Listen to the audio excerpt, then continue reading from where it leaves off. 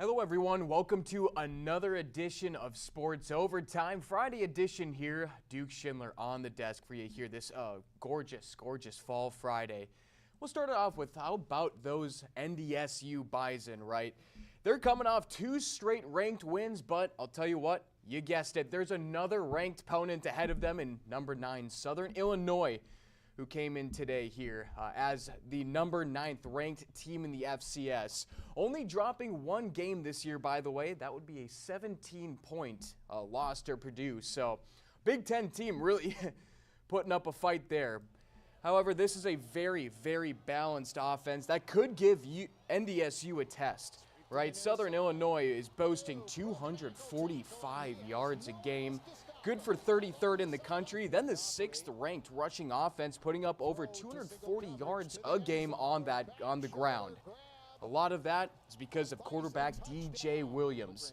The senior is completing 67% of his passes for over 1,200 yards on the year, which is good for 21st in all of the FCS. But he's also a killer on the ground too with his legs, leading this Southern Illinois team in rushing with 77 yards a game, paired up with Chandler Chapman. And this is an offense Coach Polasek knows they can move the ball, so he needs their defense definitely on their A game. This is, make no mistake about it, this is the most confident, hot football team that we faced this year. And I think it all starts with their quarterback. And I'm not talking about just his play, but his leadership. You know, as he goes, this football team goes. You know, offensively, for us and for them, you're looking at 1 versus 2 across the board in the stats that matter. You know, points per game, total offensive production. And so it should be a really fun game for all of our fans. You know, we want to play a 12 this week for sure.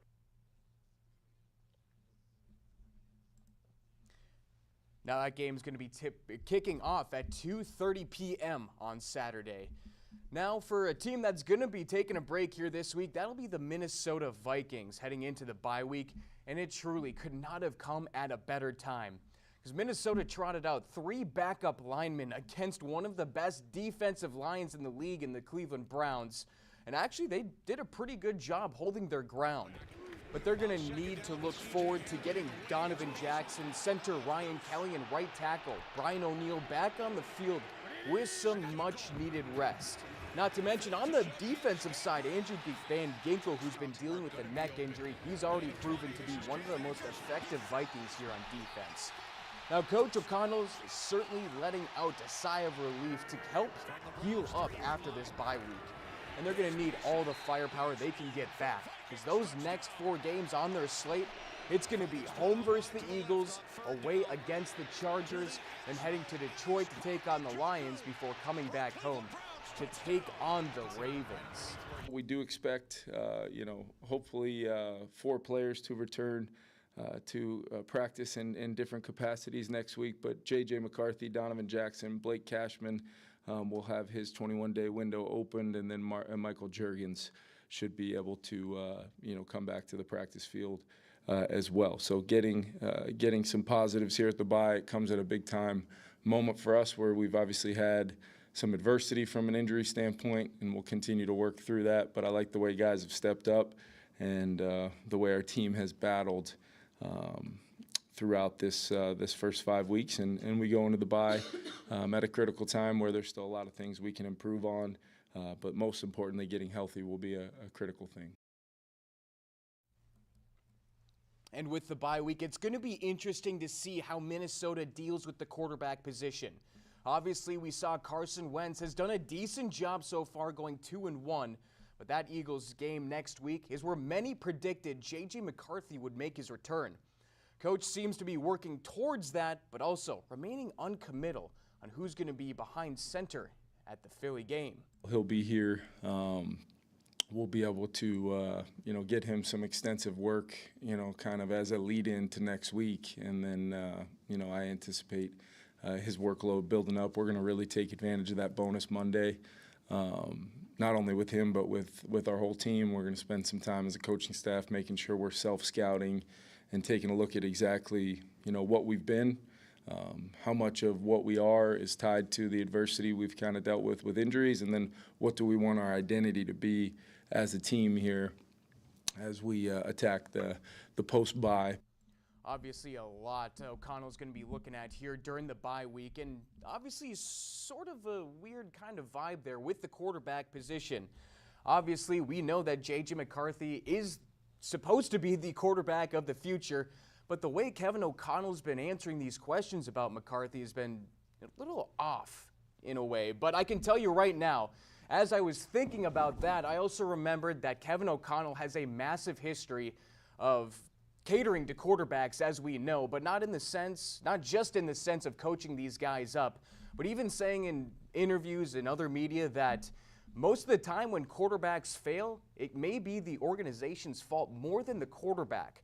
So I can feel right now that KOC is doing whatever he can to bring J.J. McCarthy up to speed. Maybe he wasn't completely ready, as many Vikings thought heading into the season, but I have no doubt, like I mentioned, that KOC will be bringing it and staying committed to J.J. McCarthy to help him become the quarterback he can be.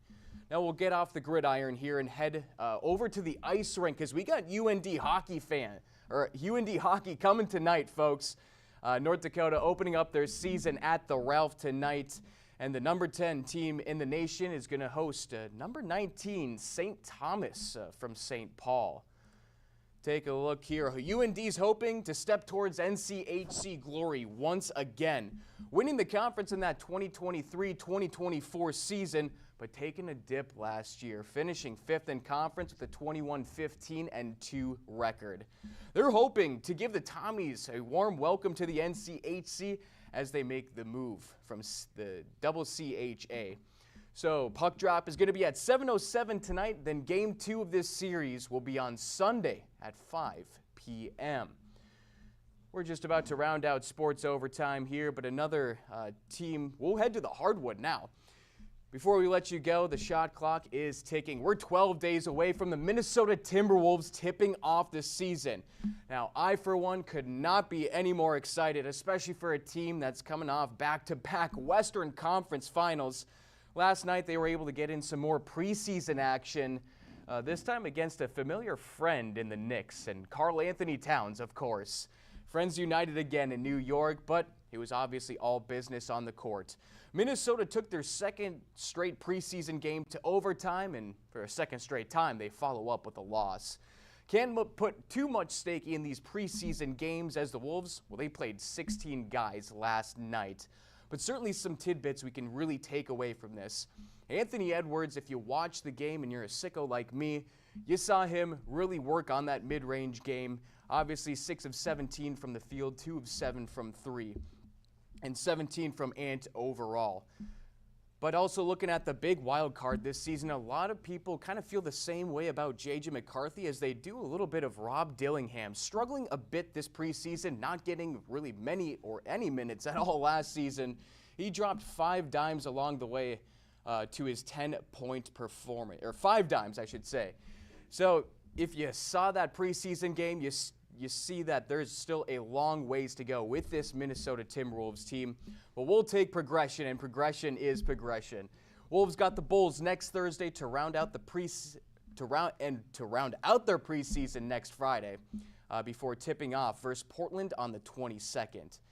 And before we let you go, one more thing I wanted to mention here. Banana Ball is coming to Fargo-Moorhead. The 2026 World Tour is making a stop at Newman Outdoor Field on June 26th and 27th, as the Firefighters will take on a newly announced team in the Banana Ball League, the Indianapolis Clowns. If you're interested in grabbing tickets, fans can join the Banana Ball Ticket Lottery at bananaball.com/tickets. Now, the lottery is set to close on Halloween Day, so you got a couple weeks to sign up there. But to be clear, it is a random drawing that's going to happen before the event, and it determines who will receive the chance to buy available seats.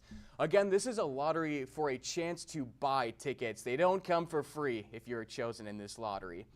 That's going to be it for Sports Overtime here on the Valley News Now desk. For Duke Schindler, appreciate you for coming around. We'll catch you later.